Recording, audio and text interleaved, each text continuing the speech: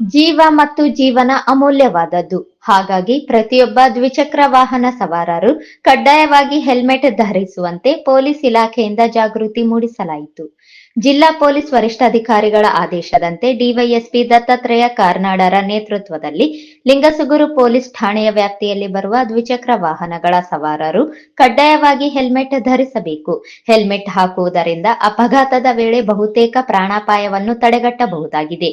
ಹಾಗಾಗಿ ಎಲ್ಲ ದ್ವಿಚಕ್ರ ವಾಹನ ಸವಾರರು ಕಡ್ಡಾಯವಾಗಿ ಹೆಲ್ಮೆಟ್ ಧರಿಸುವುದರ ಜೊತೆಗೆ ಸಂಚಾರಿ ನಿಯಮಗಳನ್ನು ಪಾಲಿಸುವಂತೆ ಸೂಚನೆ ನೀಡಲಾಯಿತು. ಪಟ್ಟಣದ ಅಪಘಾತದ ಭೀಕರತೆಯನ್ನು ತಡೆಯಲು ಸ್ಥಳೀಯ ಗುಡದನಾಳ ಕ್ರಾಸ್ನಿಂದ ಬೈಕ್ಗಳ ಮೂಲಕ ಹೊರಟ ಪೊಲೀಸರು ಬಸವಸಾಗರ ವೃತ್ತದಿಂದ ಗಡಿಯಾರ ಚೌಕದವರೆಗೂ ರ್ಯಾಲಿ ನಡೆಸಿ ಜಾಗೃತಿ ಮೂಡಿಸಲಾಯಿತು.